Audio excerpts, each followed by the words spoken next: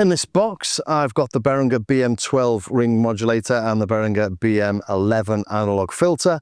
But in this, I'm going to take a look at the ring modulator. I've got the original Moogerfooger on the left. Behringer is obviously a clone of that. And it's got all the same knobs. It's got all the same lights. It's got the same bypass. And it's got all the same inputs and outputs on the back. And it's really easy to match them up. I've got them in stereo here. The Moogerfooger is on the left. And the Behringer is on the right. And I've matched them up but changed the frequencies slightly so that I get that nice stereo effect. Here we've got the drive circuit. And you can hear they sound very similar. So I'll go through everything in a second, but just in case you don't know what a ring modulator is, we've got two signals, a carrier and a modulator. In this case, the carrier is internal. It's a triangle wave. We adjust the frequency of it here. I know this says the modulator. It's quite peculiar because the modulator here is this. It's the Rhodes V8 Pro Soft Synth. Would you call it a soft synth or a soft piano? I love this little thing. This is by a guy you might have heard of him called Prince. And nice for when you're using or demoing Rhodes and stuff like that. But yeah, it sounds really nice.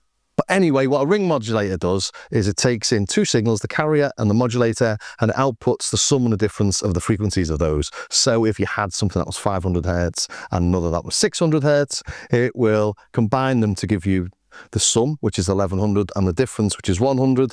And when you play 100 and 1100 Hertz together, they're inharmonic. They've got no harmonic relationship, which is why you get weird sort of clangy sounds if I just do that. I'll play some more of those in a minute. But when you're at much lower frequencies, it's still doing the same sort of thing, but it's like amplitude modulation, so it gives you this tremolo effect. If we play one at a time, let's play the Moogerfooger first.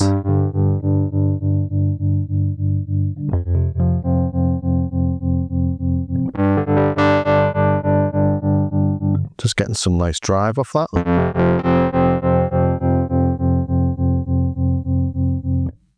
And then the Behringer.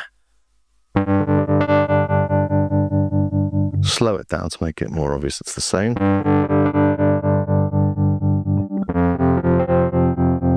It's not exactly the same tone, is it? Never seem to get exactly the same. If you've seen any of these comparisons, you never seem to get exactly the same sort of overdrive. There's a particular tone you seem to get from the Moogs. Still nice though. But not quite as nice as this. But it's, you know, if you were playing one or the other, I'm not sure you'd be able to pick one out, to be honest. If you put those electronics in that case, I don't think many people would know.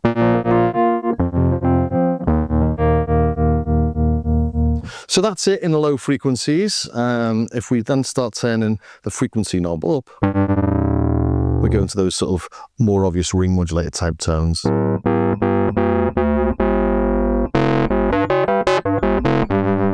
And it's sounding different on every key because the carrier is staying at the same frequency and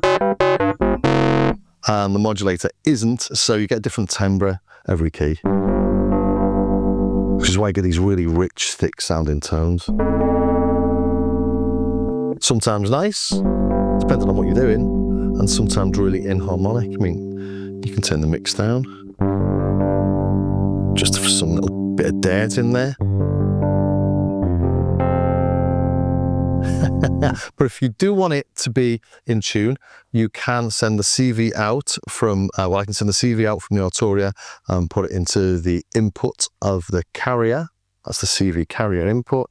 Let's plunk this through the pitch. So now the carrier will be following the pitch. So if you tune it properly, you might be able to.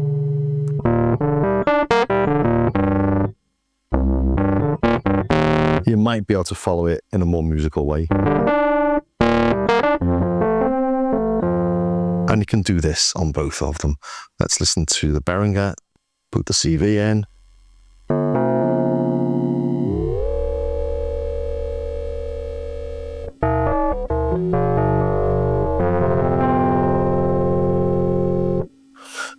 So, I mean, I've not got them tuned identically, have I? But let's put this one in as well. Pretty close, actually.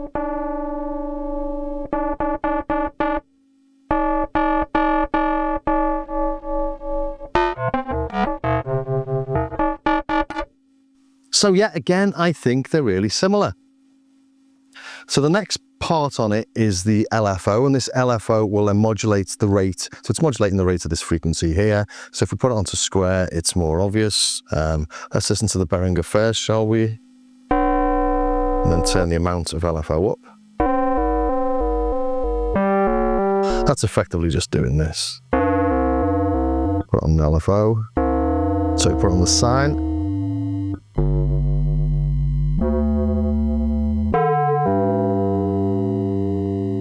All sorts of weirdness.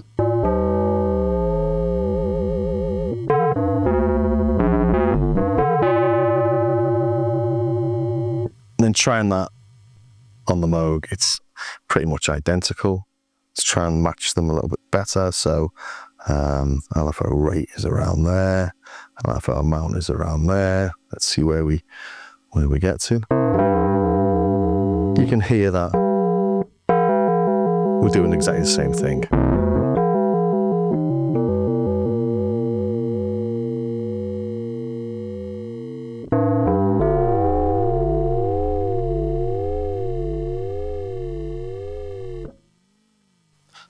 So far, so good.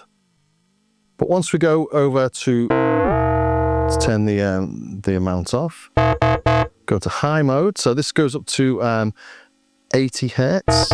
We can come down to, I think this is 60. But now we can go all the way up to 4 kilohertz. Let's take this out. That didn't make much sense, and that's why. So 4K down to 0.6, so is that 600?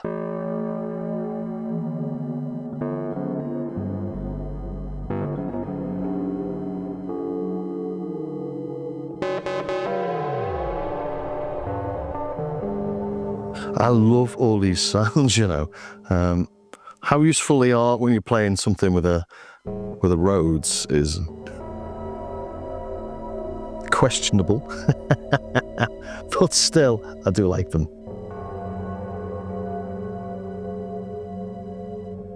So let's try that on the Behringer. I will stick into high mode.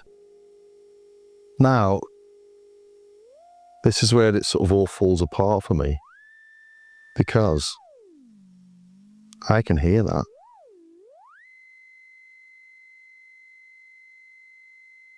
And there is actually a signal there that doesn't exist on the Moogerfooger, so plug this one back in. I say it doesn't exist, it is there if you listen carefully, but I've never noticed it before. It's not registering. We're at the same volume level with both of them, so let's make sure they're both playing.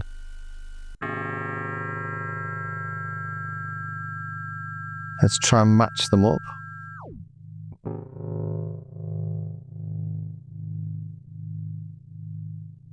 So pretty well matched. Volumes are about the same on them. But when we stop playing and we turn up these frequencies,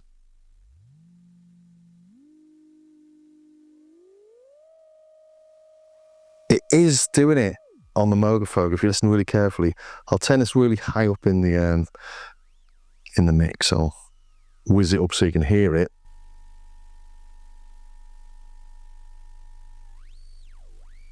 It is there, very, very quiet, but on the Behringer, it's just there. And I think it does interfere with the audio signal. You look at the height of that there.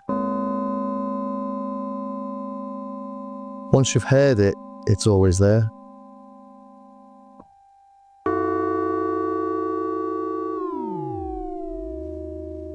I have tried this with the guitar as well. I was wondering whether it's something to do with the levels or the inputs and stuff, but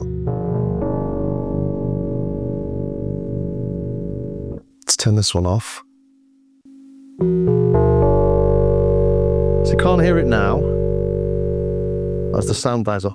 Oh, if you release the keys, it's there.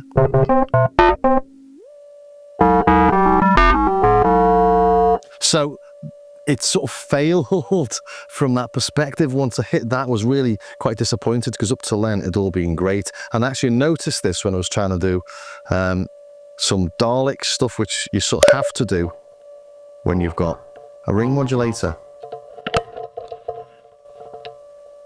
So let's turn that one off, bring this one in. And to do a Dalek voice, let's turn the frequency to about there. And we have a bit of LFO. Put some rate on the LFO, and then start asking for the doctor. Where is the doctor? We will exterminate. We will exterminate. Where is the doctor? Where is the doctor? Exterminate. Exterminate. That sort of thing. So I was trying that on the Behringer, and that's when I really noticed.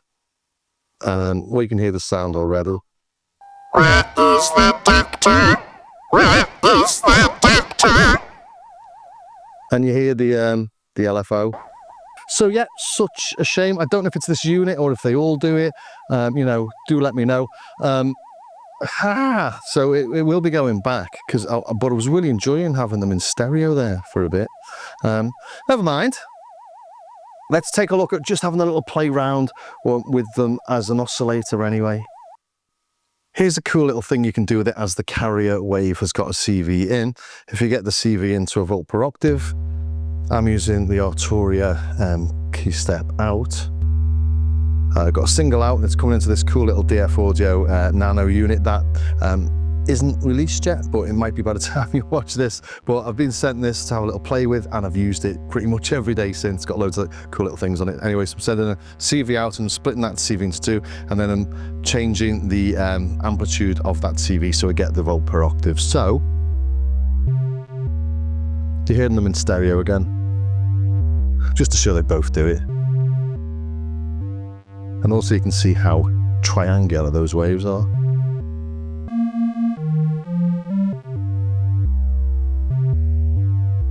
So you can use either of them as an additional voice for your Euro rack, or if you've got I don't know, if you've got a mother 32, if you've got a grandmother, matriarch, you've got an extra voice in here. It's always going to be a triangle, but make a nice sub, perhaps.